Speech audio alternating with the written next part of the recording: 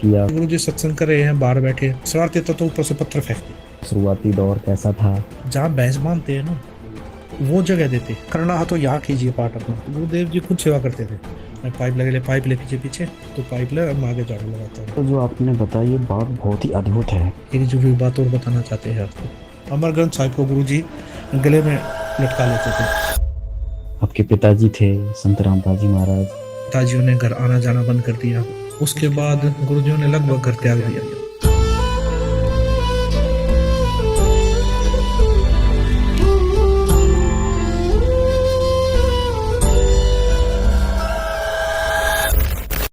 गुरु गद्दियों की बात करें तो महाभारत हो जाती है। गुरु जी बोले यहाँ से मैं सुई भी नहीं लेके जाऊंगा। गुरुदेव जी छुड़ानी नाम जाया करते। मैं इसलिए जाता कि रास्ते में स्कूटर चलाने को मिलेगी। गुरुजियों ने एक शब्द भी गाया, बड़ा मार्मिक शब्द गाया गुरुजियों ने।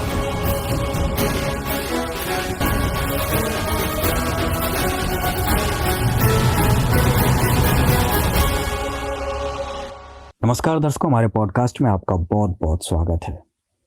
दर्शकों, हमारा आज का विषय है संत रामपाल जी महाराज का जो ज्ञान है, संत रामपाल जी महाराज की जो ख्याति है, संत रामपाल जी महाराज की जो प्रसिद्धि है, वो आज विश्व भर में पहुंच चुकी है। संत रामपाल जी महाराज को करोड़ों चाहने वाले हो चुके हैं। तो आज हम सभी के लिए एक ऐसा मुद्दा लेकर आए हैं कि किस प्रकार संत रामपाल जी महाराज ने इस विश्व कल्याण मिशन को सफल बनाया। संत रामपाल जी महाराज का मिशन लगभग 30 वर्षों से चल रहा है। तो किस प्रकार से इस मिशन की शुरुआत हुई, शुरुआती दौर कैसा था, क्या संघर्ष करने पड़े, किन परिस्थितियों से गुजरना पड़ा, उन सभी बातों को आज हम आपको बताएंगे।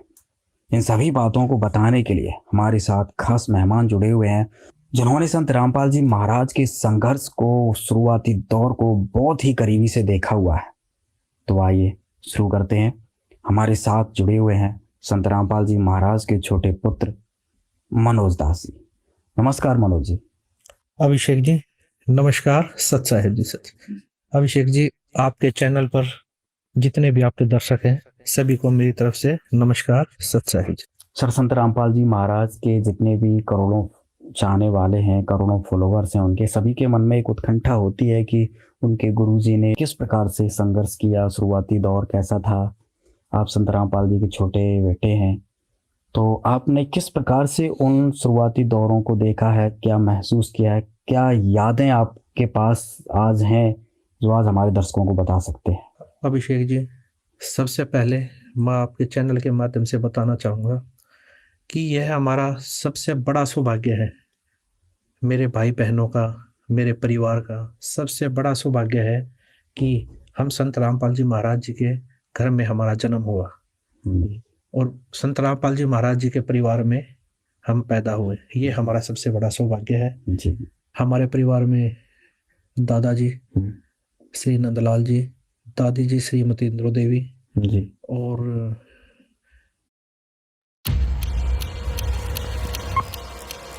In the opinion of His Majesty's government, the time has come for responsibility for the governance of India to pass into the hands of its people. पापा, सुना आपने? 15 अगस्त आजादी दिवस 6 हफ्तों में आ रही है। मजहब की बुनियाद पर मुल्क के 3 हिस्से करके हमें बहला रहे हैं कि इंडिया शैल रिमेन यूनाइट। मजहब में बांटना अंग्रेजों की राजनीति, जोड़कर रखना हमारी। हमें एक इंडिपेंडेंट सॉवरेन पाकिस्तान चाहिए, उससे कम कुछ भी नहीं। हम हाथ पर हाथ धरे और उन मासूमों की जाने जाते हुए नहीं देख सकते। जिन्ना के साथ कोई समझौता नहीं होगा। हम लड़ेंगे फैटी, मरते दम तक लड़ेंगे। ये जंग जान लेकर नहीं, जान देकर जीती जाएगी। सीधी रीढ़ वाले हिंदुस्तान और झुके हुए हिंदुस्तान, इन दोनों में से किसी एक को चुनना है। फैसला इतना मुश्किल नहीं होना चाहिए। It's a suicide mission and you know it. This plan delivers to the Indian people the long-awaited solution. This plan is set into motion. पूरा हिंदुस्तान बिखर जाए। આજના વાતાવરણમાં સત્ય અને અહિંસાની કોઈ જગ્યા જ નથી। अगर कांग्रेस जंग मान रही है तो हम इनकार नहीं करेंगे। अमन फर्ज है आपका भी और हमारा भी, और आप हमेशा जंग चुनते हैं। Another day in the madhouse. बापू कमीज नहीं पहनते, but he always has an ace up his sleeve. अब उनकी सियासत और हमारे सत्य के टकराने का समय आ गया है।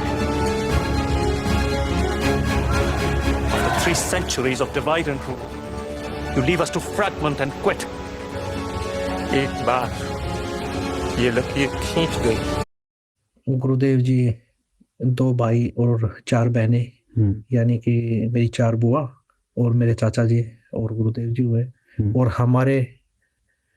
हमारे परिवार में हम 4 भाई बहन हैं।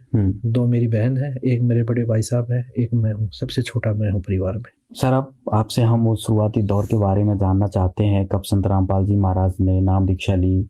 संत रामपाल जी महाराज आपके पिता थे, अचानक वो आपके गुरु बन गए, आप भगवान मानने लगे। वो शुरुआती दौर कैसे आपने देखा, एक बार आप बताइए। अभिषेक जी, मैं बताना चाहूँगा, जब मैं छोटा था तब से देखता था। मेरी उम्र लगभग 5-6 साल की थी। पीछे की चीज़ों को याद करता हूँ तो संत रामपाल जी महाराज जी ने 1988 में स्वामी रामदेवानंद जी महाराज जी से नाम दीक्षा ली जी। नाम दीक्षा लेने के बाद काफ़ी साधु संतों का घर में आना जाना हमारे हो गया, तो काफ़ी संख्या में साधु संत आते थे। तो 1-1, 2-2 दिन का सत्संग होता था। अच्छा। तो उसमें संत रामपाल जी महाराज जी जो साधु संत आते थे उनको लेके आना, उनको छोड़ के आना, बस स्टैंड से लेके आना, या फिर जहाँ वो रहते थे, जिस भी आश्रम में कुटिया में रहते थे, वहाँ से लेके आना, छोड़ के आना। कई साधु संत जैसे अगर चलने की अवस्था में नहीं होते तो उनको, उनके लिए भी व्यवस्था करना संत रामपाल जी महाराज जी करते थे। अच्छा। जब वो साधु संत घर में आते थे तो वहाँ पर रात को सत्संग होता था, तो उनके रहने की व्यवस्था, सर्दी होती तो गर्म पानी की व्यवस्था, हर प्रकार की व्यवस्था पिताजी करते थे। अच्छा। जब व्यवस्था करते थे तो हम देखते थे, मेरे भाई बहन, मेरी मम्मी सभी मिलके सेवाएं करते थे वहाँ। तो उनके लिए खाना बनाना, उनके लिए उनको खाना खिलाना, लंगर लगाना, वहाँ पर पूरी पंडा उसकी व्यवस्था करना, तो लंगर में खाना खिलाना। और उसके बाद वो इतने रहते तो उनको रात को सोने की, सर्दी होती तो रात को रजाई गदेले की व्यवस्था, यानी कि सारी व्यवस्था गुरुदेव जी करते थे। घर पे ही करते थे। घर पे ही करते थे वो चीज़ें। तो उसके बाद हमने ये चीज़ें हमें वहाँ सीखने को मिली। ये प्रेरणा हमें गुरुदेव जी से ही मिली कि भाई कोई भी साधु संत आए, कोई भगत आए तो उसको किस प्रकार उनके साथ व्यवहार करना चाहिए, उनकी कैसे सेवा करनी चाहिए। ये चीज़ें हमें बचपन से ही मिली हैं सीखने को और देखने को। जी सर, उस समय आपका बचपना था, तो उम्र के साथ बढ़ते बढ़ते आपने किस प्रकार से और संत रामपाल जी महाराज का जो मिशन चला, आगे बढ़ा, किस प्रकार से और देखा, कुछ यादें हों वो बताइए सर दर्शकों को। सन 1988 में संत रामपाल जी महाराज जी ने नाम दीक्षा ली। उसके बाद गुरुदेव जी, उनके साथ में जो अधिकारी थे, संत रामपाल जी महाराज जेई की पोस्ट पे नौकरी करते थे, तो उनके साथ जो अधिकारी थे उनको भी समझाते, और उनके साथ और भी जो कर्मचारी होते उनको भी समझाते, परमात्मा का तत्व ज्ञान समझाते, और स्वामी रामदेवानंद जी महाराज जी के पास जाकर उनको नाम दीक्षा दिलाते। अच्छा। मैंने ये चीज़ें काफ़ी देखी है कि गुरुदेव जी, संत रामपाल जी जैसे घर से चलते, कई बार मुझे भी उनके साथ जाने का सौभाग्य प्राप्त होता, क्योंकि मैं बच्चा था, छोटा था। तो कई बार छुट्टी होती मेरी, तो मैं जिद कर लेता है इस चीज़ की, मैं पापा साथ चलूँगा। मैं तो पिताजी साथ लेके जाते। अच्छा। उस समय हम जैसे रोहतक रहते थे, हम रोहतक रहने लगे थे, तो वहाँ पर मकान है अपना, तो वहाँ पर मैं जिद कर लेता। तो वहीं ड्यूटी थी गुरु जी की, 20-30-40 किलोमीटर दूर ड्यूटी होती, तो गुरु जी अपनी बाइक पे बैठा के आगे मुझे साथ लेके जाते जी। तो मैं देखता था गुरुदेव जी वहाँ तक भी अपनी भक्ति करते जाते थे। हाँ, मैंने देखा कि गुरु जी बैठे हैं, तो मैं जैसे बोलता चलता तो गुरुदेव जी मुझे भी बोलते, मंत्र कर। अच्छा। मैं बाइक पे बैठा, मंत्र, प्रथम मंत्र मिला हुआ था। आपको कब नाम दीक्षा प्राप्त हुई? मुझे 1988 9 में नाम दीक्षा प्राप्त हुई। उस समय मैंने स्वामी रामदेवानंद जी महाराज जी से नाम दीक्षा ली। अच्छा। गुरुजियों ने पूरे परिवार को, दादा गुरुदेव जी है स्वामी रामदेवानंद जी महाराज, उनसे नाम दीक्षा दिलाई। अच्छा, पहले संत रामपाल जी खुद नाम दीक्षा लेके आए, फिर आपके पूरे परिवार को नाम दीक्षा हाँ, दिलाई? पूरे परिवार को दादा गुरुदेव जी से नाम दीक्षा दिलाई। अच्छा अच्छा। पिताजी बोलते मंत्र करो, मंत्र करते हुए चलो वहां तक। अच्छा। मैं तेज बोलने लग जाता मंत्र, और पिताजी भी साथ में, बोला ऐसे बोलो, पिताजी भी साथ में करते। मैं बोलने लग जाता, कई बार भाई बच्चा था अटक जाता भाई भक्ति करते करते, पिताजी वहीं से फिर रिपीट करवाते, नहीं नहीं ऐसे नहीं, ऐसे करो, गुरुदेव जी ने ऐसे बताया, ऐसे करो। मैं देखता था सुमन करते रहते थे। मैंने कहा अपनी भक्ति जहाँ से स्टार्ट हुई वहां से चलते, और अपने जहाँ पर ड्यूटी थी वहां तक पहुंच गए। जैसे गुरुजो की नहर महकमे में ड्यूटी थी, तो वहां गए, तो वहां जाने के बाद भी देखते थे गुरुजी, जैसे देखते सारा वर्क देखते, काम देखते, वहाँ क्या चल रहा है, कैसे क्या सारी चीजें देखकर फिर गुरुजी क्या करते हैं, जो वहां पर बेलदार होते हैं, जो वहां पर कर्मचारी काम कर रहे होते हैं, जो लेबर काम कर रही होती वहाँ, उनको भी ज्ञान समझाते बैठा के। अच्छा। उनका लंच टाइम हुआ वैसे हुआ, उनको पास बैठाते और उनको परमात्मा का ज्ञान समझाते। तो मतलब गुरुदेव जी मैंने जहाँ भी देखा वहाँ कोशिश करते हैं कि ज़्यादा से ज़्यादा ये तत्व ज्ञान, ये परमात्मा का ज्ञान समझाएं। अब हमें ज्ञान हुआ इसका कि भक्ति कौन सी करनी चाहिए, तो अब पता लगा हमें वो तत्व ज्ञान। लेकिन उस समय बचपना था, उस समय तो यह लगता था चलो गुरुजी बोल रहे हैं, गुरुजी कुछ बता रहे हैं, तो पहले यही लगता था कि भक्ति के बारे में बता रहे हैं, कुछ कबीर परमात्मा के बारे में बता रहे हैं, तो ये लगता था उसमें। लेकिन अब आज पता लगा कि वो गुरुदेव जी तत्व ज्ञान समझा रहे थे उनको। तो गुरुदेव जी क्या करते थे, उनको अपने साथ दादा गुरुजी के पास लेके जाते थे, अपने खर्चे पे, अपने किराए पर। कोई गाड़ी बुक कर ली, अपनी बाइक पे बैठा के, हैं, तो ऐसे गुरुजी अपने खर्चे से लेके जाते थे और नाम दीक्षा दिलाते थे। रामदेवानंद जी महाराज जी से नाम दीक्षा दिलाते थे। तो नाम दीक्षा दिलाने के लिए जैसे गुरुदेव जी स्वामी रामदेवानंद जी महाराज जी तो छुड़ानी धाम आते। तो वहाँ उनका आश्रम था? हाँ, छुड़ानी धाम एक गरीबदास जी संत हुए हैं, तो उनको कबीर परमात्मा जी मिले थे।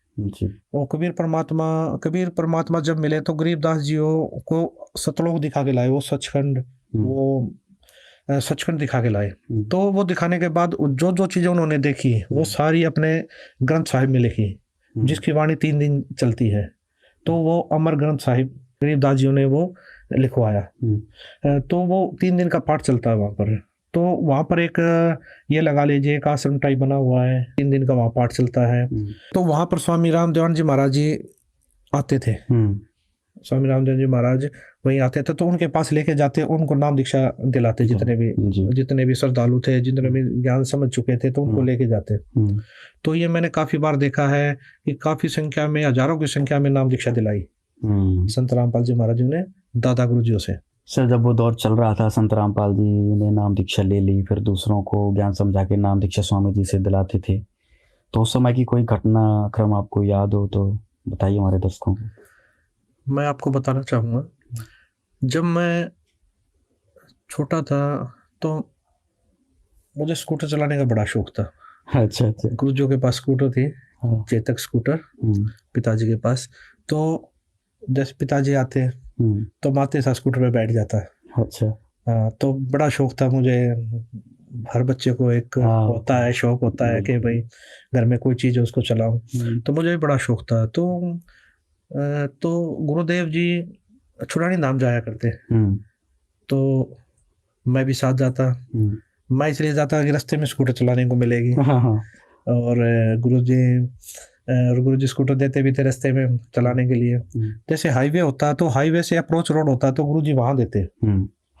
जैसे हम जाते हैं रोहतक से चलते हैं दिल्ली की तरफ, तो रास्ते में सापला आता है एक छोटी सी तहसील, तो वहां से अप्रोच रोड जाता है छुड़ानी धाम के लिए। तो वहां पर गुरुदेव जी देते थे। तो गुरुदेव जी देते थे, स्कूटर दे देते, गुरुदेव जी पीछे बैठ जाते और गुरुदेव जी पीछे बैठते पकड़ लेते थे साथ में पकड़ लेते।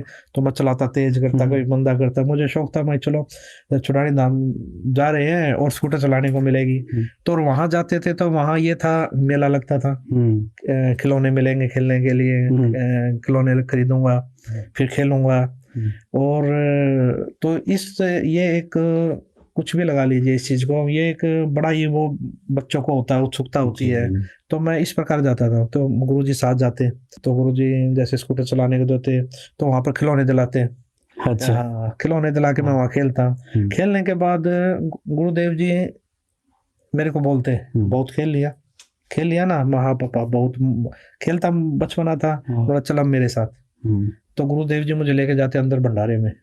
अच्छा। हाँ, वहां पर 3 दिन का पाठ चलता। तो मैं हजारों की संख्या में श्रद्धालु आते हैं वहाँ, साधु संत आते हैं, श्रद्धालु आते हैं। तो वहां पर भंडारे में सेवा करवाते हैं मेरे से। अच्छा। हाँ, मेरे को बोलते प्लेट उठाओ, जितने प्लेट रखो यहाँ, जितने भी साधु संत आए हुए श्रद्धालु आते हैं तो वह सेवा करते। कोले, कटोरे, गिलास हैं, ये रखो सारे। जितने भी साधु संत बैठते हैं उनके आगे प्लेटें रखते हैं, भाई जैसे मेहमान आते हैं इस प्रकार वहाँ सारी सेवा करते हैं। ये चीजें काफी सेवा करने को मिली वहाँ। गुरुदेव जी बताते हैं अब ये सेवा, गुरुदेव जी खुद सेवा करते थे।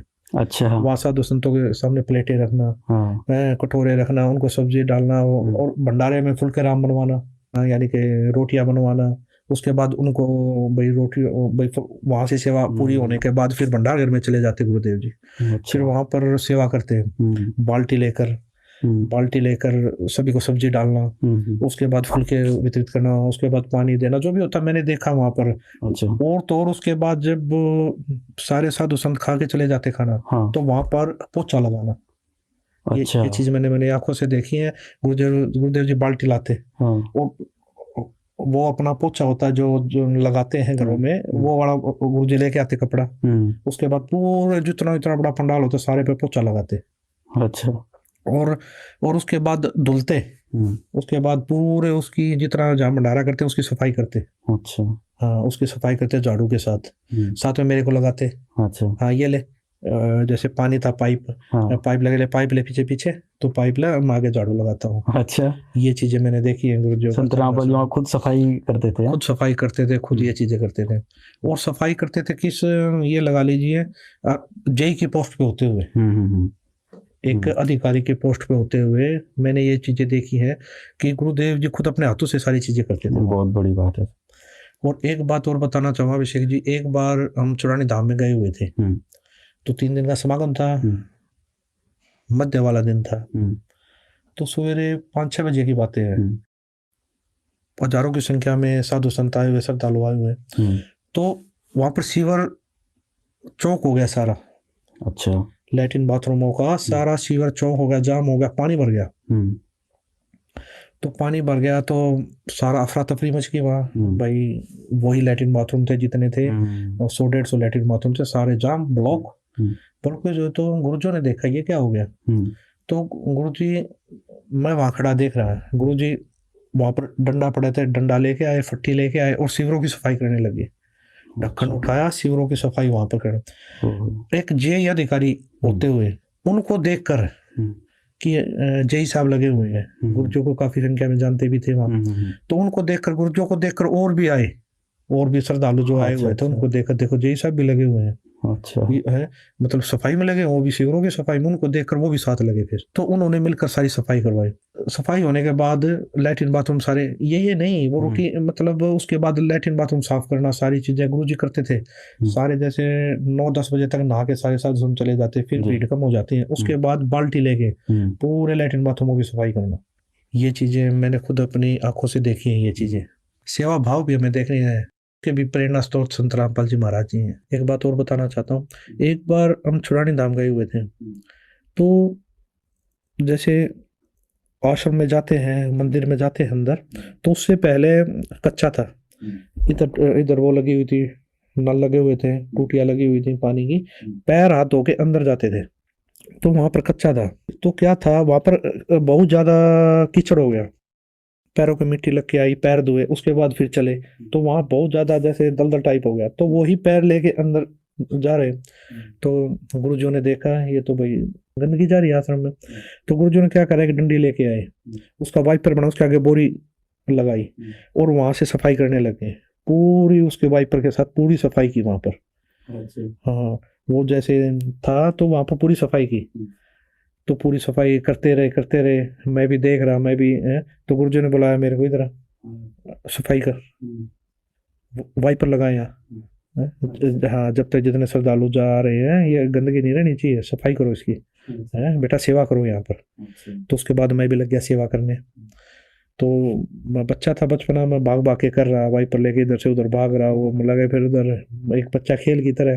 लेकिन मुझे क्या पता था गुरुदेव जी हमारे कर्म बना रहे हैं, मेरे कर्म बना रहे हैं, मुझे सेवा सिखा रहे हैं, सेवा भाव दे रहे हैं या सेवा दे रहे हैं मेरे को। संत रामपाल जी महाराज पिताजी ने हमें बचपन से ही सेवा भाव सिखाया है। जब हम देखते थे तो घर पे भी सत्संग होते थे, वहां पर सेवा करते थे।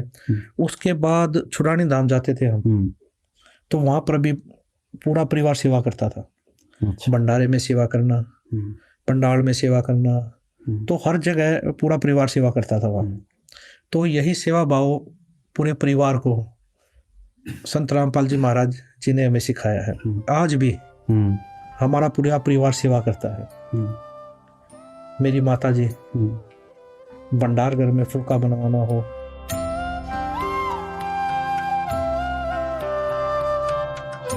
सफाई की सेवा हो,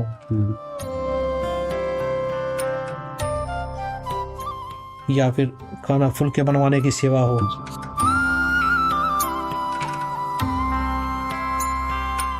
मेरे भाई, मेरी बहनें,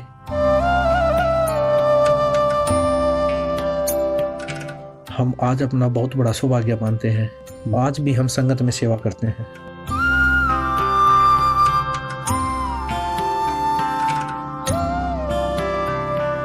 आज भी हमारा परिवार भंडारे में सेवा करना या आश्रम में किसी प्रकार की भी सेवा, वो सारी सेवाएं करते हैं। आज भी मेरे बड़े भाई साहब और मैं, हमें जहाँ भी सेवा मिल जाती है वहाँ सेवा करते हैं, चाहे वो भंडार घर हो, चाहे आश्रम में कोई भी सेवा हो। आज भी हमारा बड़ा सौभाग्य मानते हैं हम दोनों भाई कि हमें परमात्मा ने सेवा का मौका दे रखा है। जब संत रामपाल जी महाराज पिताजी एक पोस्ट पर होते थे, एक जेई की पोस्ट पर होते थे, एक अधिकारी होते थे, उन्होंने भी कभी सेवाओं को छोटा बड़ा नहीं समझा। भंडार घर में सेवा करना, लैट्रिन बाथरूमों में सेवा करना, सफाई की सेवा करना, सब वो करते थे। वही प्रेरणा आज हमारे अंदर भी है। चाहे आश्रम में किसी प्रकार की सेवा हो, वो हमारा पूरा परिवार ये सेवाएं करता है। देश के आर्म्ड फोर्सेस पेंशनर्स की 40 साल से मांग थी 1 रैंक 1 पेंशन। आखिरकार ये मांग 2015 में पूरी हुई।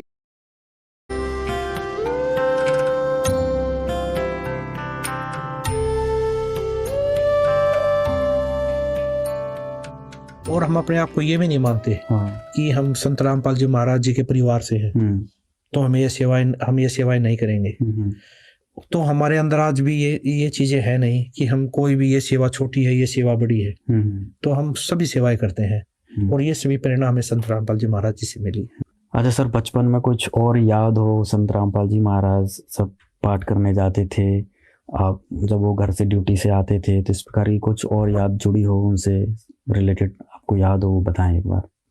अभिषेक जी, एक बार की बात है, गुरुदेव जी पिताजी ड्यूटी से आए, जब मैं छोटा था, ड्यूटी से अपनी बाइक से आए, तो बाइक लगा दी, तो मैंने देख लिया पापा जी आ गए, तो मैं पापा भाई आते था तो मैं चिपटता था पापा आ गए और मैं भाग के बाइक पे बैठ गया। तो मैं खेलने लग गया, तो पिताजी बोलकर नीचे 2-4 मिनट बोला सभी को ठीक हो, मम्मी से, भाई से, बहनों से, सभी से मिलकर। तो 2-3 मिनट में गुरुजी ऊपर चले जाते थे। अच्छा। तो ऊपर चले गए। ऊपर क्या था, हमारा रोहतक में मकान है, तो मकान है उसके ऊपर एक कमरा बना हुआ है, तो वहां पर चले गए गुरुजी वहां चले जाते थे। वहां जाके गुरुजी अपनी भक्ति करते थे। अच्छा। सिर्फ 2-4 मिनट ही टाइम देते थे नीचे, पूछा सब ठीक हो, बातचीत छोटी मोटी हुई, जो बस 5 मिनट में सारी बातें करके गुरुजी ऊपर चले जाते।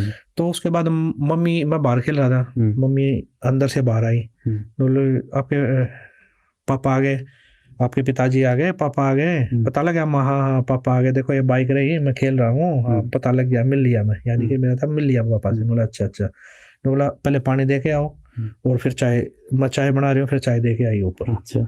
तो मैं पानी लेके गया, पहले पानी दे के आया, तो उसके बाद दोबारा 10-15 मिनट लगे, फिर मैं चाय ले गया पिताजी के लिए ऊपर।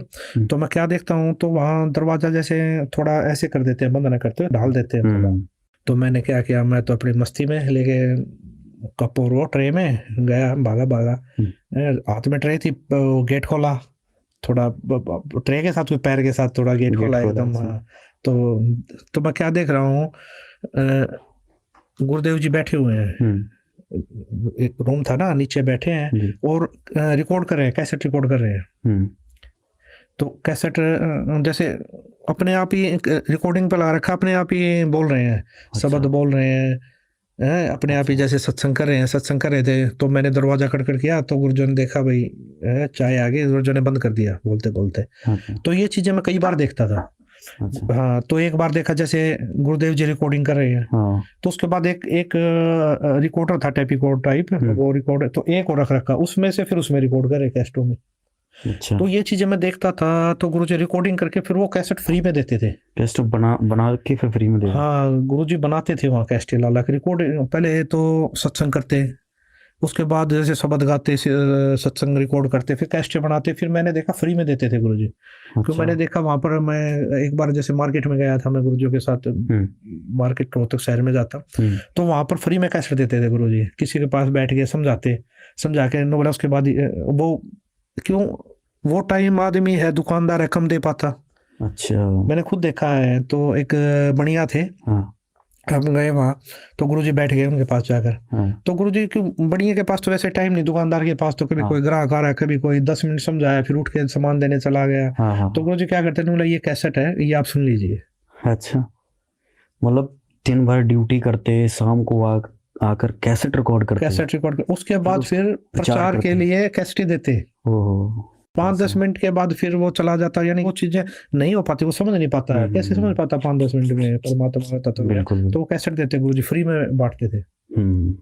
और एक बार गुरुजी ने क्या बुक बनवा के लाए गुरुदेव जी, ये छोटे जैसे छोटी बुक होती है, मंत्र कार्ड वगैरह, उसके बाद संध्या आरती, रामायण, सत्संग, सारी चीजें। तो वो भी गुरुजी अपने ही पैसों से बनवा के लाते, और जो नए श्रद्धालु थे उनको फ्री में देते गुरुजी, उनको फ्री में देते बिल्कुल। तो उसके बाद क्या करते भाई, हम तो बच्चे थे, खेलते रहते, तो गुरुदेव जी जैसे शाम को ऊपर होते, फिर बुलाते सबको, ऊपर आओ। क्यों, ऊपर से देखते थे खेल रहे हैं, तो शाम को भाई 5 बजे ऊपर बुलाते हैं, तो आरती मंत्र करवाते हैं, यानी कि एक जगत के हिसाब से कहे तो परमात्मा की स्तुति करवाते, भक्ति करवाते। अच्छा। मंत्र करवाते। मेरी मम्मी से पूछते, हाँ इन्होंने मंत्र किए? बोले जी कुछ नहीं किए, खेल रहे हैं तो सारा दिन के। अच्छा। हाँ। तो गुरुजी बुलाते, ऊपर बैठाते, मंत्र करो, आरती करो, संध्या आरती करवाते, मंत्र करवाते। और जब 1-1.5 घंटा हो जाता, उसके बाद फिर भाग लेते हम। अच्छा। है गुरुजी को, पापा अब तो होगी, आरती भी होगी, संध्या आरती होगी। हाँ, तब गुरुजी कहते ठीक है अब जाओ। तो गुरुजी इस प्रकार भक्ति भी करवाते थे। सर, वो दौर चल ही रहा था, आपने इतनी सारी बातें बताई, तो बहुत ही अनसुनी बातें हैं और बहुत ही रोचक बातें हैं। ऐसा कोई पल हो जब आपका स्कूल के समय का कोई ऐसी यादगार हो, संत रामपाल जी से जुड़ी हो, आपको याद हो, वो हमारे दर्शकों को बताना चाहेंगे? जब मैं छोटा था, तो एक बार मैं स्कूल के लिए तैयार हो रहा था, स्कूल जाने के लिए तैयारी कर ली, ड्रेस वैस पहन ली। तो पिताजी, ऊपर एक रूम है, हमारा मकान है, उसके ऊपर रूम है, उस रूम से नीचे आए, मैं बोले कहाँ की तैयारी है? मैं बोला पापा जी स्कूल जा रहा हूँ मैं। तो पिताजी बोले अच्छा स्कूल की तैयारी है? माँ जी। मैं बोला चलो दादा गुरुजी के पास चलोगे? मैं बड़ा खुश हुआ, माँ स्कूल से छुट्टी लगेंगे और दादा गुरुजी के पास जाएंगे। तो बड़ी खुशी हुई, माँ हाँ जी चलूंगा। उसके बाद पिताजी ने मम्मी जी को बोला कि इसको तैयार कर दो और 2 जोड़ी कपड़े डाल दो, हम स्वामी रामदेव महाराज जी के पास पंजाब में तलवंडी बाई जा रहे हैं। तो मम्मी जी ने तैयार कर दिया, मैं चल पड़ा पिताजी के साथ। तो हम तलवंडी बाई पहुंचे। उस समय आना जाना क्या साधन से करते थे? उस समय बस से गए थे। उस समय संत रामपाल जी और बस से आना जाना करते थे। अच्छा, संत रामपाल जी बस से गए हुए थे? जी हाँ, मैं और पिताजी संत रामपाल जी महाराज बस से तलवंडी बाई पहुंचे। तो वो टाइम था लगभग 12-1 बजे का था। 12-1 बजे हुए थे। तो हम तलवंडी बाई, जो स्वामी रामदेव जी महाराज के कई आश्रम है, तो वो तलवंडी बाई, मोगा, चुडानी, नजफगढ़, बहुत जगह आश्रम थे स्वामी रामदेव जी महाराज के। तो और लाखों की संख्या में स्वामी रामदेव महाराज के शिष्य भी थे। तो हम तलवंडी बाई पहुंचे आश्रम में। पहुंचने के बाद श्रद्धालु जो वहाँ सेवा कर रहे थे सबसे सच्चाई हुई, तो वहाँ बैठे। तो दादा गुरुदेव जी के बारे में पूछी, गुरुदेव जी कहाँ है? तो बताए जी वो विश्राम कर रहे हैं कमरे में अंदर। तो जब विश्राम कर रहे थे तो एक श्रद्धालु बोला जी दादा गुरुदेव जी को उठा देते हैं। तो गुरुजी ने मना कर दिया, नहीं, गुरुदेव जी को सोने दो, जब उठेंगे ना तब मिल लेंगे। ठीक है। तो हम गुरुदेव जी और दादा गुरुदेव जी का कमरा था, उससे बाहर बैठ गए। तो बाहर बैठ गए तो हम श्रद्धालु जो वहाँ सेवा कर रहे थे वो चाय ले आया। तो हमने वहाँ बैठकर चाय पी। तो चाय पी रहे थे, इतनी देर में अंदर से आवाज आई, खटखट की आवाज आई। तो जो सेवा कर रहा था वो, हाँ, जो श्रद्धालु वहाँ हमारे साथ बातचीत कर रहा था, बैठा था, वो एकदम उठ के अंदर भागा। वो माँ क्या हुआ? पिताजी बोले क्या हुआ? गुरुदेव जी उठ गए हैं। तो वो भागा अंदर। तो अंदर गया तो हम बाहर खड़े थे, गुरुदेव जी इंतजार कर रहे थे हम। तो अंदर से जैसे श्रद्धालु ने जाके बताई कि हरियाणा से रामपाल जी आए हैं और उनका लड़का साथ आया है। तो दादा गुरुदेव जी, अंदर से आवाज आ रही, अंदर क्यों नहीं बुलाया उनको? दादा गुरुदेव जी अंदर क्यों नहीं आए, अंदर क्यों नहीं लेके आए आप उनको? अच्छा। वो कह रहा जी आप विश्राम कर रहे थे, उठाया क्यों नहीं मेरे को? अच्छा, आपने उठाया क्यों नहीं? जब वो आए हुए थे तो उठाया क्यों नहीं मेरे को? अंदर क्यों नहीं लेके आए आप? अच्छा। तो एक श्रद्धालु और था, वो भागा आया अंदर से बाहर, बोला जी गुरुदेव जी बुला रहे हैं आपको, अंदर आ जाओ, जल्दी आ जाओ, यानी कि जल्दी ही उसमें आओ। तो गुरुदेव जी बोले क्या बात हुई? उनको रोका, कुछ बात होगी क्या? कि वो बोले कोई ऐसी बात तो नहीं होगी जिससे दादा गुरुदेव जी स्वामी रामदेव जी महाराज मुझसे नाराज हो गए हो कभी? कोई ऐसी बात तो नहीं हो रखी है? गुरु जी बोले नहीं जी, नाराज नहीं, वो तो यूं कह रहे हैं, वो तो ये दादा गुरुदेव जी ये कह रहे हैं, उनको पहले क्यों नहीं बुलाया? मुझे उठाया क्यों नहीं? वो तो इसलिए बोल रहे हैं। तो उसके बाद अंदर गए तो दादा गुरुदेव जी यूं देखकर, रूम था तो दादा गुरुदेव जी यूं देखकर, यूं गेट की तरफ देखकर यूं उठ रहे। अच्छा। यानी कि गुरु जी अंदर आए, उनको देखकर उठने लगे। अच्छा। अपनी चारपाई से। अच्छा। हाँ, उठने लगे। तो गुरु जी, हम स्पीड से चले रहे थे, जाके गुरु के चरण लिए, चरण लेके गुरु जी के खड़े। तो दादा गुरु जी उठ रहे थे, उठते साथ बोले जी आप यहाँ बैठिए। अच्छा। दादा गुरुदेव जी बोले जी आप बैठिए। संत रामपाल जी महाराज, संत रामपाल जी महाराज जी को बोले जी आप बैठिए यहाँ। आप श्रद्धालु जो 2 सेवक थे वो खड़े थे वहाँ, वो भी आश्चर्य में, दादा गुरु जी क्या बोल रहे हैं। और दादा गुरुदेव जी हाथ जोड़कर बोले जी आप बैठिए। तो गुरुदेव जी ने हाथ जोड़े, नौलाना ने नहीं जी आप बैठिए। गुरुदेव जी ये स्थान तो आपका है, आप बैठिए। गुरुदेव जी, दादा गुरुदेव जी भी यूं करके नहीं जी आप बैठिए। कम से कम 2-3 मिनट तक ये चीजें चलती रही। अच्छा। जैसे कोई घर में मेहमान आ जाता, हम कहते जी बैठिए, वो कहने नहीं जी पहले आप बैठिए। तो कम से कम 2-3 मिनट तक ये चीजें चली है, मैंने देखी है ये चीजें। बच्चा था उस समय, ध्यान नहीं था भाई इतना। सर ये तो जो आपने बताई ये बात बहुत ही अद्भुत है, क्योंकि सनातन धर्म में, हिंदू धर्म में, अपनी गुरु परंपरा में अगर देखा जाए तो गुरु पद उच्च होता है और शिष्य का स्थान जो होता है वो नीचे होता है। आज इस प्रकार से आप एक घटना का जिक्र कर रहे हैं तो स्वामी जी अपने चारपाई पे संत रामपाल जी महाराज को बिठाने के लिए बोल रहे हैं। जी, ये चीजें मुझे भी, चलो उस समय बचपना था इतनी समझ में, लेकिन आंखों के सामने ये चीजें चल तो रही थी। ये क्या हुआ उस समय? हाँ, ये क्या हो रहा है। और उस समय 2 सेवक भी वहीं खड़े, वो भी आश्चर्य में। उनकी भी वो भी यूं देख रहे बिल्कुल ये चीजें स्वामी रामदेव जी महाराज जी मतलब क्या कर रहे हैं। तो ये चीजें 2-3 मिनट तक चली, वो मैंने देखी वहां पर। वो चीजें जब देखी तो गुरुदेव जियों ने बड़े ही मतलब ये लगा लिए, बड़े ही आधीनता से कई बार प्रार्थना करने के बाद स्वामी रामदेव महाराज जी को चारपाई पे वापस बैठाया। फिर भी स्वामी रामदेव महाराज जी ये बोले वहां नहीं, चारपाई पे बैठो आप भी। गुरु जी को बोला आप चारपाई पे बैठो, फिर भी नीचे नहीं बैठना है।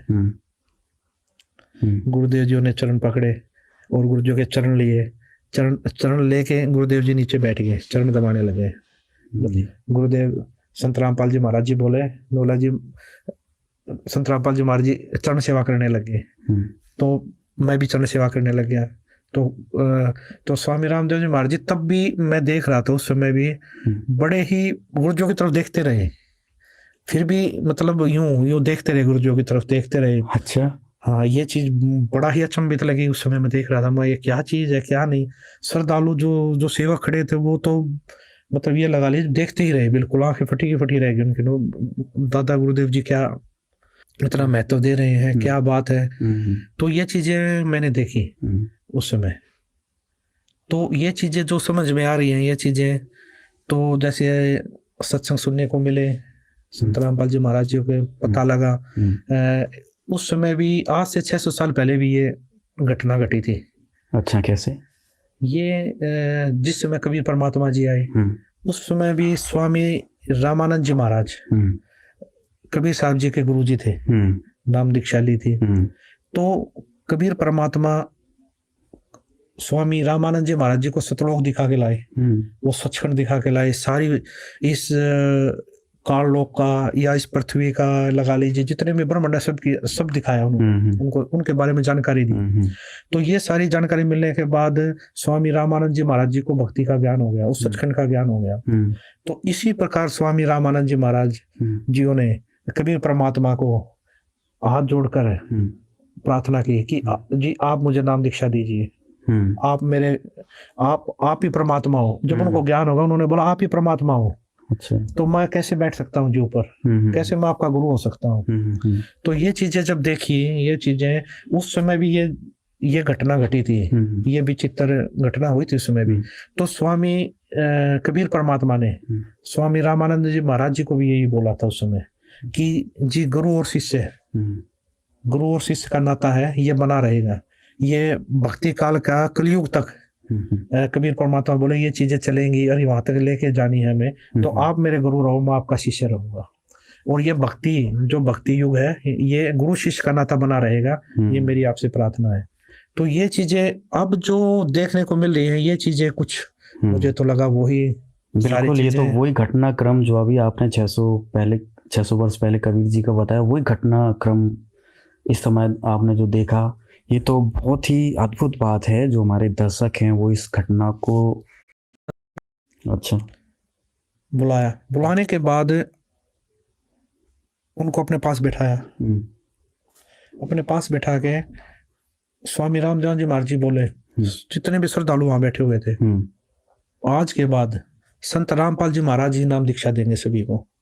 अच्छा जी, मैं नाम दीक्षा नहीं दूंगा आज के बाद, संत रामपाल जी महाराज जी नाम दीक्षा देंगे। और आगे जो भी नाम दीक्षा लेगा वो संत रामपाल जी महाराज जी से नाम दीक्षा ले। अच्छा, स्वामी रामदेवानंद जी महाराज जितने भी श्रद्धालु वहां पर बैठे हुए थे उनके सामने बोला, आज के बाद मैं तुम्हारा गुरु नहीं हूँ, आज के बाद आपके गुरु संत रामपाल जी महाराज हैं। आज के बाद यही आप सभी को नाम दीक्षा देंगे।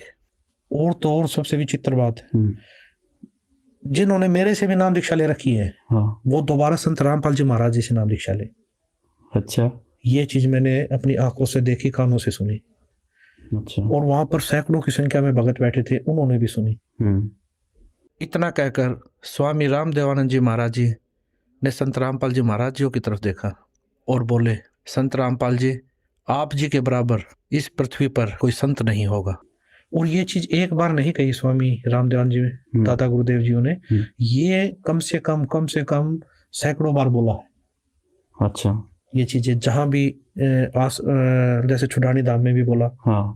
छुड़ानी धाम में तो क्या था, नाम दीक्षा लेने के लिए आए, श्रद्धालु। दादा गुरुदेव जी बैठे हुए थे, तो गुरुदेव जी बैठे थे, तो गुरुदेव जी ने बोला, जो सेवक थे, संत रामपाल जी को बुला के लाओ। तो गुरुदेव जी साइड वाले रूम में थे उस समय, श्रद्धालुओं को समझा रहे थे, जो नए भगत थे उनको तत्व ज्ञान बता रहे थे। तो दादा गुरुदेव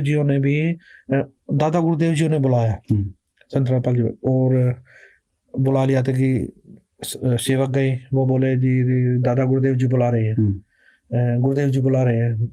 जब गुरु जी आए तो स्वामी जी ने हाथ जोड़ के बोला, आप इनको नाम दीक्षा दीजिए। अच्छा जी, आप इनको नाम उपदेश दीजिए। तो ये चीज मैंने अपनी आंखों से देखी है, एक बार नहीं सैकड़ों बार ये दादा गुरुदेव जी ने बोला है। ये बातें लगभग 1994 की है अभिषेक जी। उस समय स्वामी रामदेवानंद जी महाराज जी ने संत रामपाल जी महाराज जी को नाम दीक्षा देने का अधिकार दे दिया। ये सर वो समय आपने कैसे महसूस किया? फिर आपके पिताजी थे संत रामपाल जी महाराज, फिर गुरु पद मिल गया उनको, गुरु बन गए, आज तो खैर जगत गुरु हैं, वो सारी दुनिया के गुरु बन चुके हैं। तो वो पीरियड आपने कैसा फील किया कि आपके पिताजी गुरु बन चुके हैं? और फिर वो बात भी बताई कि आपने तो स्वामी जी से नाम दीक्षा ले ली थी, संत रामपाल जी से फिर क्या आपने नाम दीक्षा ली? जब नाम दीक्षा देने का अधिकार संत रामपाल जी महाराज जी को मिल गया, पहले तो गुरु जी ने स्वामी रामदेवानंद जी महाराज जी से नाम दीक्षा दिलाई थी हमें, पूरे परिवार को ही दिलाई थी। संत रामपाल जी महाराज जी ने हमने नाम दीक्षा ली। उसके बाद गुरुदेव जी ने, जब दादा गुरुदेव जी स्वामी रामदेव जी महाराज जी ने नाम दीक्षा देने का अधिकार दे दिया था गुरु जी को, तो फिर हमने दोबारा संत रामपाल जी महाराज जी से नाम दीक्षा ली। गुरुदेव जी घर घर जाकर सत्संग करते थे, उनको समझाते, नाम दीक्षा देते। और जब सत्संग करते थे, शुरुआती दौर था सत्संग करते थे, एक घर में चले गए, वहां पर सत्संग करते। और गुरुदेव जी संत गरीबदास जी महाराज जी द्वारा लिखित अमर ग्रंथ साहिब, उसका 3 दिन का पाठ भी करते थे। जब 3 दिन का पाठ करते थे, तो जब आपको स्टार्टिंग की बता रहा हूं मैं, शुरुआत में क्या होता था कि पूरे परिवार में एक ने नाम उपदेश ले रखा। जी। अब उनके पाठ करना या सत्संग करना, तो वहां पर जाते थे तो परिवार के सारे सदस्य नाराज कि हम सत्संग नहीं होने देंगे, पाठ नहीं करने देंगे। उनका विरोध उनको जाके समझाते, भाई पाठ करने से ये लाभ होंगे, पाठ करने से तुम्हारे घर में लाभ होंगे, बरकत होगी, ये यज्ञ होते हैं, 5 यज्ञ होंगे आपके घर में, और इन्हीं यज्ञों से आपको लाभ होगा। तो ये चीजें समझाते, एक दो समझता नहीं समझता, तो वो क्या करते, चल एक्सेप्ट हो जाता, ठीक है कर लो। तो वो क्या देते थे, जब गुरुदेव जी देते, या तो जहाँ भैंस बांधते हैं ना, वो जगह देते। अच्छा, करना है तो यहाँ कीजिए पाठ अपना, जो भी करना चाहते हो एक तरफ करो, या फिर जहाँ पर अपना तूड़ा डलता है, यानी कि पशुओं का चारा डलता है, वो वाली जगह देते। अच्छा, गुरुदेव जी को स्टार्टिंग का संघर्ष था, कोई समझ नहीं पाता, इन चीजों को समझ नहीं रहा था, गुरुदेव जी क्या बताना चाहते हैं, संत रामपाल जी महाराज क्या चीज बताना चाह रहे हैं, क्या चीज देना चाह रहे हैं। तो परिवार का एक सदस्य नाम ले रहा था तो ऑटोमेटिक संघर्ष होना था। बाकी के अगर 6 सदस्य है तो 5 नाराज। तो ऐसी जगह देते थे, तो वहां पर गुरुजी अपने हाथों से जाले उतारते, अपने हाथों से पानी से सफाई करते। और काफी जगह कच्चे मकान होते, तो वहां पर खुद वो करना, सफाई करना, लिपवाना, सारी चीजें करनी। और वहां पर दरबार साहब सजाना, तख्त लेके आए किसी पड़ोसी का मांग कर, उसके ऊपर मंजी साहब लगाना, उसके ऊपर रुमाले ढकना, उसके ऊपर दरबार साहब सजाना, पूरा गुरुजी अपने हाथों से करते थे। और उसके बाद जो 10, 20, 30 श्रद्धालु होते वो बाद में आते, तो वो भी साथ लग के सेवा करते वहाँ। तो क्या था, या तो वहां देते, या फिर ऊपर कमरा होता है, हरियाणा भाषा में चौबारा बोलते हैं, मकान के ऊपर कोई भी कमरा है, वो देते थे कि एक तरफ रहो, वहां वहीं से आओ वहीं से जाओ। यानी कि कैसा वो करते थे कि गुरुदेव जी तो उनको समझाना चाह रहे थे, उनके घर में बरकत इन उद्देश्य से लगे हुए थे, उनके घर में बीड़ी सिगरेट मास तम्बाकू छूटे, हैं, उनके घर में लाभ हो, लेकिन वो एक दूसरी दृष्टि से देखते थे कि उनको, उनकी भी गलती नहीं है, उनको भी ज्ञान नहीं था भक्ति का। उन्होंने ये चीजें देखी ही नहीं कभी, समाज ने ये चीजें देखी ही नहीं कि घर में भी इतने लाभ होते हैं, बीड़ी सिगरेट मांस तंबाकू सारी चीजें छूटती है इस ज्ञान से, गुरुजियों के सत्संग के, गुरुजियों के ज्ञान के आधार से। तो क्या हुआ, तो गुरुदेव जी सत्संग करते, फिर सत्संग करते ना समझाते, तो पारिवारिक सदस्य यहाँ नहीं दूर बैठ के देखते। अच्छा, कोई दूर से बैठा बैठा बीड़ी पी रहा है, ओक्का पी रहा, देखता क्या क्या है, मतलब महाराज जी आए क्या कह रहे हैं, ऐसा क्या बता रहे हैं। तो गुरु जी सत्संग करते तो पहले दिन सत्संग करते, पहले वाली रात को जैसे दूर बैठ के सुन रहे हैं कि लाउड स्पीकर लगा देते, तो बैठे बैठे दूर सुनते, कोई आदमी पड़ोसी भाई बात तो बढ़िया बता रहा है, गुरु जी को बोलते बात तो अच्छी बता रहे हैं महाराज जी। तो अगला दिन क्या करते, अगला दिन सत्संग होता ना, 10-20 आदमी जुड़ते वहां के बैठ जाते सत्संग में। अच्छा, तो वो सुनते, उनमें से फिर 2-3 नाम भी ले लेते, उनको समझ में आ जाता। तो इसी प्रकार संख्या थोड़ी बढ़ती, क्यों फिर उस घर में लाभ देखते, फिर उनके घर की बरकत देखते भी, बीड़ी सिगरेट छोड़ दिया सभी बच्चों ने, दारू पीनी छोड़ दी परिवार के सदस्यों ने, उसके बाद घर में इनको इतना लाभ हो रहा है, इतने जो घर में जो बीमारियां थी वो सब ठीक हो गई, किसी प्रकार की कोई कैंसर की बीमारी है या कोई भी भयंकर से भयंकर बीमारी, वो सारी ठीक हो रही है। तो ये लाभ देखकर जगत के लोग बहुत जुड़ने लगे कि भाई महाराज जी आए थे, सत्संग किया और आते हैं ये, इन्होंने संत रामपाल जी महाराज से नाम दीक्षा ले रखी है। तो जगत के जो लोग थे वो बहुत ज्यादा जुड़ने लगे, वो भी पाठ करवाने लगे आहिस्ता आहिस्ता। तो ये चीजें काफी मतलब ये चीजें चली स्टार्टिंग में। तो ये चीजें चलने के बाद गुरु जी के फिर हजारों में संख्या हुई, भक्तों के नाम दीक्षा ले, फिर लाखों में संख्या होगी, आज करोड़ों में संख्या है गुरु जी। बिल्कुल। इसके बीच में एक बात और बताना चाहूंगा, जब गुरु जी शुरू में स्टार्टिंग का संघर्ष करते थे उस समय पे हमने देखा, तो गुरु जी सत्संग कर रहे, गांव में शरारती तत्व होते हैं, वो क्या करते हैं, गुरु जी सत्संग कर रहे हैं, बाहर बैठे भाई आंगन में बाहर, तो क्या करते हैं, शरारती तत्व ऊपर से पत्थर फेंकते। अच्छा, शरारती तत्व पत्थर फेंकते, वो डिस्टर्ब करते ज्यादा से ज्यादा। तो वो बताते हैं जो श्रद्धालु बैठे जी ऐसे ऐसे, तो गुरु जी तब भी यही बोलते थे, बोले बेटा पहले तुम भी ऐसे थे। जो श्रद्धालु बैठे थे बोला तुम भी ऐसे ही थे पहले, जब तक तुमको ज्ञान समझ में नहीं आया है, तो तुम भी यही सोचते थे हमारे बारे में, यही चीजें करते थे। और जब वो समझ जाएंगे, वो भी तुम्हारे भाई हैं, अगर वो भी, उनको भी जब ये ज्ञान समझ में आ जाएगा, वो भी तुम्हारी तरह बैठेंगे यहाँ के। अच्छा, मतलब किसी प्रकार से विरोध नहीं करते थे? विरोध नहीं करते थे गुरुदेव जी, बिल्कुल भी ये नहीं कहते थे भाई उनको कहो जाके बोलो या ना, गुरु जी मना कर देते, नहीं, उनको अपना काम करने दो, मैं अपना काम कर रहा हूँ।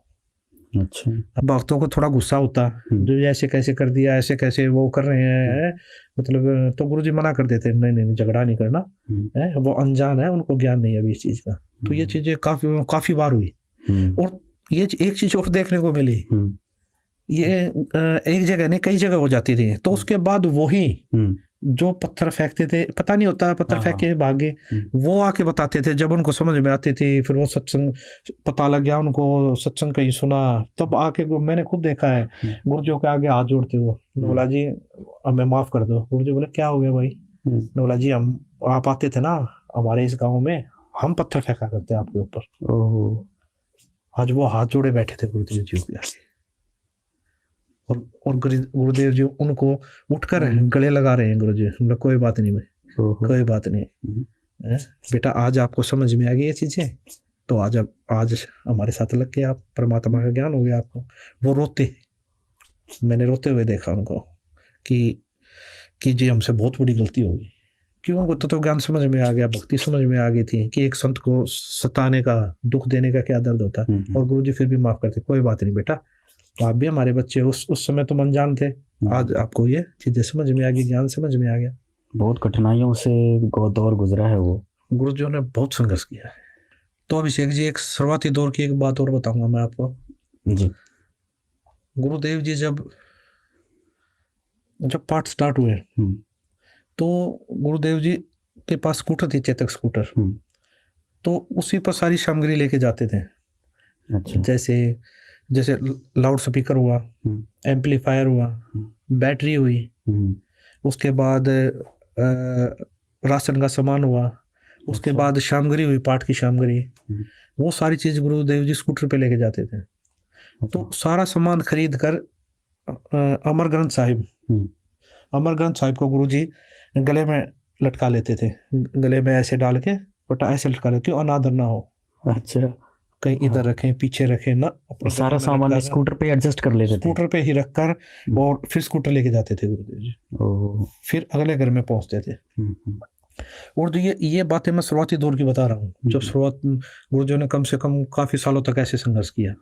तो ये चीजें क्या थी उस समय जब गुरुदेव जी लेके जाते थे, स्कूटर लेके पहुंच गए भाई, तो एक नया भगत जहाँ पाठ होता हुआ आता, तो वहाँ गुरुदेव जी उसके ऊपर ज्यादा खर्च नहीं होने देते थे। एक नया भगत, गरीब भगत होते, उनका सिर्फ 500-700 हज़ार तक ही खर्चा नहीं देते थे। बाकी जो एक्स्ट्रा खर्चा हो, कम से कम 3-4-5 हज़ार का खर्चा आ जाता था, तो वो गुरुदेव जी अपनी तरफ से करते थे, यानी कि अपनी सैलरी से करते थे गुरुदेव जी। अच्छा, गुरुदेव जी 70 से 75% अपनी सैलरी से दान करते थे गुरुदेव जी। ओहो, अच्छा, 70-75% दान करते थे गुरुदेव जी अपनी सैलरी से। वो कैसे? इस प्रकार सारा खर्चा गुरु जी करते थे, उनका सिर्फ 500-700 हज़ार। वो किस लिए? कि एक बार जुड़ जाएंगे, एक बार इनके घर में लाभ होने लग जाए। परमात्मा का भी विधान है कि कुछ करोगे तभी पाओगे। तो एक बार शुरुआत गुरुदेव जी करवाना चाहते थे इस चीज से। मतलब धार्मिक क्रियाओं को करने के लिए, धर्म बढ़ाने के लिए -0 से शुरू किया हुआ, -0 से। तो उनके घर में बरकत होती, यानी कि लाभ चालू हो जाते हैं। क्यों? ये गुए हैं पांचों, पूर्ण संत आए हैं, उसके बाद भंडारा पाया, इतने भगत आए उन्होंने भंडारा पाया, हवनी यज्ञ चली, तो ये सारी चीजें होती थी, तो उनके घर में लाभ होते तो उनके पड़ोसी देखते, रिश्तेदार देखते ये चीजें, भाई इनके घर में इतना लाभ कैसे हो रहा है। उनको पता लगा, उन्होंने संत रामपाल जी महाराज से नाम दीक्षा ले रखी है। तो वो भी उत्सुक होते, तो वो भी पाठ करवाते, तो वो भी सत्संग करवाते, पहले सत्संगों में जाते। फिर इस प्रकार गुरुदेव जी का मार्ग बढ़ा, -0 से बढ़ा है गुरुदेव जी ने ये मार्ग। सत्संग पाठ ज्यादा होने लगे, उसके बाद गुरुजियों ने लगभग घर त्याग दिया। गुरुजियों ने, पिताजियों ने घर आना जाना बंद कर दिया। अच्छा, आजीविका साधन सैलरी थी, तो वो अब बंद हो गई थी। तो मम्मी को बड़ी चिंता हुई इस चीज के लिए कि अब कैसे खर्चा चलेगा। जी बिल्कुल। और कैसे परवरिश होगी बच्चों की। तो मम्मी जी ने क्या किया, मेरे मामा जी को बुलाया। अच्छा, मेरे मामा जी आए, मेरे मामा जी को बताया मम्मी जी ने कि ऐसे ऐसे बच्चों के पिताजियों ने तो आना बंद कर दिया, और कैसे चलेगा, खर्चा कैसे चलेगा, इनकी परवरिश कैसे होगी। तो मामा जी ने सुनी ये सारी बातें। तो मामा जी, गुरु जी सत्संग कर रहे थे एक जगह, तो वहां पर गए मामा जी। मामा जी गए तो मामा जी जाके राम राम की, राम राम जी। तो गुरु जी को, क्यों जय की पोस्ट पे थे ना, तो वो उसी भाव से बोलते, साहब बोलते थे, जय साहब नमस्कार। अच्छा, तो वो बोले जय साहब राम राम। तो गुरु जी बोले, पिताजी बोले राम राम भाई, राम राम, आ जाओ बैठो। तो बैठे हैं मामा जी, तो चाय पानी ली मामा जी ने। तो उसके बाद मामा जी बोला जी कैसे चलेगा घर का खर्चा, आप तो घर आते ही नहीं, तो ऐसे कैसे गुजारा होगा। तो गुरुजियों ने उनकी तरफ देखा। गुरुजी बोले, इस पूरी पृथ्वी को, गुरुजी बोले इस पूरी पृथ्वी को हाथी से लेकर चींटी तक वो परमात्मा खिला रहा है, क्या मेरे बच्चों को नहीं खिलाएगा वो? मेरे बच्चों को भूखा मार देगा वो परमात्मा? बहुत बड़ी बात बोली। तो उसके बाद मामा जी चुप, मामा जी सोच में पड़ गए। मामा जी ने प्रणाम किया और मामा जी वापसी चल पड़े। मामा जी वापसी मम्मी के पास आए। तो मम्मी के पास आए तो मम्मी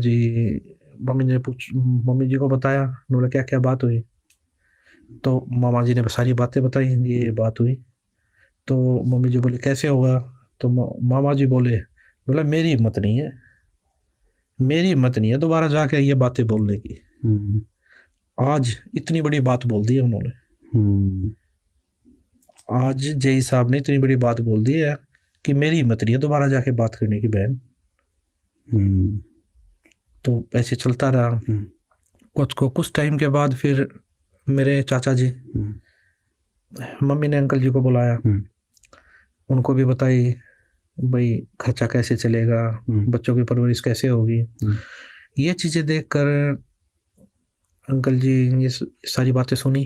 सुनकर फिर वो गुरुजियों के पास गए। गुरुजियों के पास जाकर बोले, जी आप सत्संग में जाते हो, भाई सत्संग में जाते हो आते हो, कोई बात नहीं, घर पे भी आ जाया करो, और नौकरी चलती रहेगी, और सारा नौकरी चलती रहेगी, और बच्चों की भी परवरिश होती रहेगी। तो ये चीजें सुनकर गुरुजी बोले, महेंद्र अगर मैं आज मर जाता तब उन बच्चों की परवरिश कौन करता? अच्छा, आज मैं मर जाता तब उन बच्चों की परवरिश कौन करता? आज मैं जिस भगवान के शरण में लगा हूं ना, वो पूर्ण परमात्मा है, वो उनकी भी परवरिश करेंगे और उनकी जीवन रक्षा भी करेंगे। वो पूर्ण परमात्मा है, वो ऐसा भगवान है। गुरुजी बोले महेंद्र अब उस सच्चे सरकार की नौकरी करेंगे। अब नौकरी बहुत कर ली, इस झूठी सरकार की नौकरी बहुत कर ली। अच्छा, अब सच्चे सरकार की नौकरी करेंगे। अब ज्ञान हो गया उस सच्चे सरकार की नौकरी का, अब नौकरी उसकी करेंगे। अब झूठे सरकार की नौकरी मुझसे नहीं होगी भाई। और आप कह रहे हो कि बच्चों का गुजारा कैसे होगा? फिर गुरुजी बोले, मैं तो जाके बोल दिया उनको, और उसे अच्छा गुजारा चलेगा उनका। अंकल जी ने बताया, गुरुजियों ने एक शब्द भी गाया, बड़ा मार्मिक शब्द गाया गुरुजियों ने।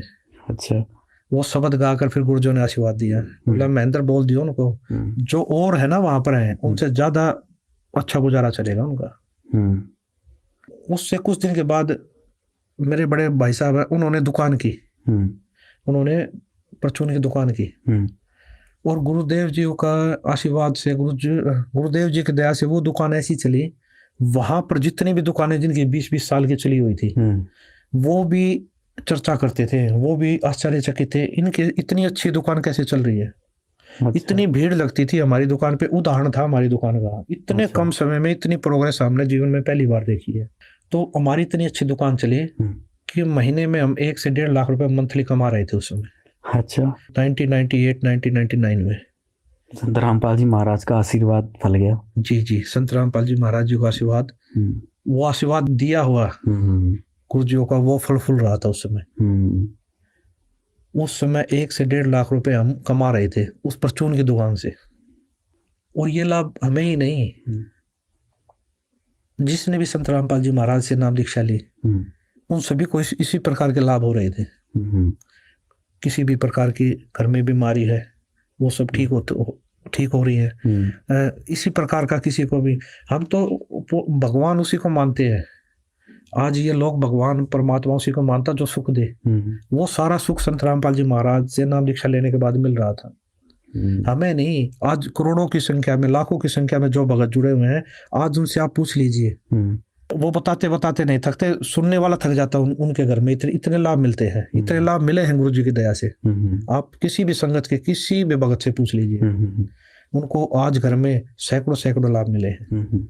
सर, और कुछ ऐसी बात हो संत रामपाल जी महाराज से जुड़ी उस समय, क्योंकि घर त्याग दिया उन्होंने, नौकरी छोड़ दी और सत्संगों में बिजी हो गए, फिर और आगे फिर कैसे मिशन तेजी से आगे बढ़ा? अभिषेक जी, एक समय की बात बताता हूँ आपको। दादा गुरुदेव जी शरीर त्याग गए थे, यानी कि संत भाषा में बोले तो सतलोक चले गए थे, अपने परम धाम चले गए थे। तो उनको तो वहां से मैसेज आया तलवंडी भाई से, पंजाब से, गुरुजियों के पास कि दादा गुरुदेव जी शरीर त्याग गए हैं। तो उनको समाधि देने की तैयारी कर रहे थे। तो मैसेज आया, शरीर त्याग गए, आप आइए। संत रामपाल जी महाराज कुछ श्रद्धालुओं को लेकर हरियाणा से गाड़ियों में बैठकर तलवंडी भाई पर जा पहुंचे। जब वो वहां पर पहुंचे तो वहां पर तैयारी कर रहे थे दादा गुरुदेव जी को समाधि देने की। तो गुरु जी गए, वहां पर काफी मेहनत आए हुए थे और हजारों की संख्या में वहां पर श्रद्धालु आए हुए थे। फिर दादा गुरुदेव जी तो शरीर त्याग गए, तो उनको समाधि देने के लिए तो वहां पर जब समाधि देने की तैयारी थी करी गई, समाधि दे दी गई, फिर समाधि देने के बाद वहां पर चर्चा, आपस में चर्चा कर रहे सारे जो बैठे, वो चर्चा हो रही, चर्चा ये हो रही, बातचीत चल रही है। बातचीत ये चल रही थी कि अब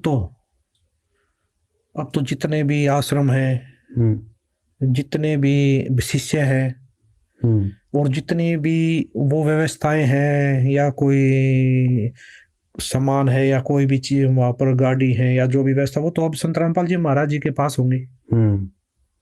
क्यों? गुरु पद संत रामपाल जी महाराज जी को मिल चुका था, और नाम दीक्षा देने का अधिकार संत रामपाल जी महाराज जी को था। दादा गुरु जी ने और किसी को भी नाम दीक्षा देने का अधिकार नहीं दिया जी। तो ऑटोमेटिक जो पुराने जो वहाँ के भगत थे, महंत थे, उनमें चर्चा हो गई कि अब तो सारा सिस्टम संत रामपाल जी महाराज जी लेके जाएंगे। तो गुरुजियों की जो बातचीत चल रही तो गुरुजियों को ये बातें सुनाई दी कि बताई भक्तों ने आकर, जो गए जी ऐसे ऐसे चर्चा चल रही है। तो गुरुजी वहां पर खड़े हुए, गुरुजी खड़े होकर बोले कि मुझे कुछ नहीं चाहिए। अच्छा। गुरुजी बोले मुझे ना ही आश्रम चाहिए, ना ही मुझे ये नाम दीक्षा वाले जो श्रद्धालु थे वहां पर वो चाहिए, ना ही मुझे तो आपका ये जो भी है आश्रम में जो भी सामान है या गाड़ियां है जो भी, मुझे कुछ नहीं चाहिए। गुरुजी खड़े होकर, मुझे यहाँ कुछ नहीं चाहिए आपका। सर ये तो बड़ी अद्भुत बात है, क्योंकि अगर अपन हिंदू परंपरा में देखें या गुरु गद्दी की बात करें तो जिसको गुरु गद्दी मिलती है तो सारी धन संपत्ति है या आश्रम है, सब कुछ उसको ही मिलता है। जी जी जी बिल्कुल। लेकिन संत रामपाल जी ने सब कुछ लेने से मना कर दिया। बिल्कुल, गुरुजी ने सब त्याग दिया वहाँ। बोला मुझे कुछ नहीं चाहिए, सब आप रखिए। हाँ, ये जितना भी है ये सब आप रखिए। आज मैं गुरुदेव जी बोले आज मेरे गुरुजी चले गए, कल को मैं चला जाऊंगा, परसों को आप लोग चले जाओगे। तो गुरुजी ने कम से कम 10 मिनट सत्संग किया वहां पर खड़े होकर इस चीज के ऊपर। अच्छा। और गुरुजी बोले मुझे यहाँ से मैं सुई भी नहीं लेके जाऊंगा। अगर किसी को सच्चा नाम चाहिए, सच्ची भक्ति चाहिए, और जिसको सतलोक जाना है, तो मैं हरियाणा में मिलूंगा। हरियाणा में आना और अपना कल्याण करवाना। तो ये सारी चीजें उसी टाइम गुरुजी सब चीज छोड़कर वापसी, जो भगत उस समय साथ गए थे उनके साथ बैठकर वापसी हरियाणा वापस आ गए। ये तो बहुत बड़ी बात है सर। संत रामपाल जी ने एक चीज भी नहीं ली वहां से, इतना बड़ा गुरु पद मिलने के बाद भी, सब कुछ बाहर मिलने के बाद भी। अभिषेक जी, सीखने के लिए तो हमें त्याग की भावना भी संत रामपाल जी महाराज से सीखने से मिलती है। बिल्कुल बिल्कुल। अगर हम थोड़ा सा जोर दें अपने दिमाग पर, थोड़ा सा सोचें, तो इतना बड़ा त्याग करना, ये भी हमें संत रामपाल जी महाराज से सीखने को मिलता है जी। आज तक तो गुरु गद्दियों की बात करें तो दूसरे जो संगठन है या दूसरे जो पंथ है उन पे तो महाभारत हो जाती है गुरु गद्दी को लेके, लेकिन संत रामपाल जी महाराज ने तो हाथ तक भी नहीं लगाया इन चीजों। अभिषेक जी, एक बात और बताना चाहूंगा मैं जी। पाठ और सत्संग इतने बढ़ गए थे, गुरुदेव जी इतने व्यस्त हो गए थे। पिताजी, मेरी शादी थी। अच्छा। मेरी शादी थी घर में, और संत रामपाल जी महाराज मेरे पिताजी पूना में सत्संग कर रहे थे। अच्छा, उस दिन पुणे में थे? पुणे में थे, और पुणे में सत्संग कर रहे थे वो। मतलब कि शादी में भी नहीं आए जी। वो जन कल्याण के लिए, विश्व कल्याण के लिए इतने समर्पित हो चुके थे कि उनको ये भी ध्यान नहीं था कि आज मेरे लड़के की शादी है। बहुत ही रोचक बातें सर आपने बताई। और ये संत रामपाल जी महाराज के जितने भी फॉलोअर्स हैं, उनके भक्त हैं, ये सारी जो बातें आपने अनसुनी बातें बताई, ये बहुत ही अद्भुत थी और कहीं ना कहीं बहुत ज़्यादा आज की हमारी चर्चा से बहुत ज़्यादा सीख मिलने वाली है। अभिषेक जी, एक जरूरी बात और बताना चाहते हैं आपको। क्या है ये विशेष बात? आइए देखेंगे अगले एपिसोड में। तब तक के लिए दीजिए हमें इजाज़त। धन्यवाद।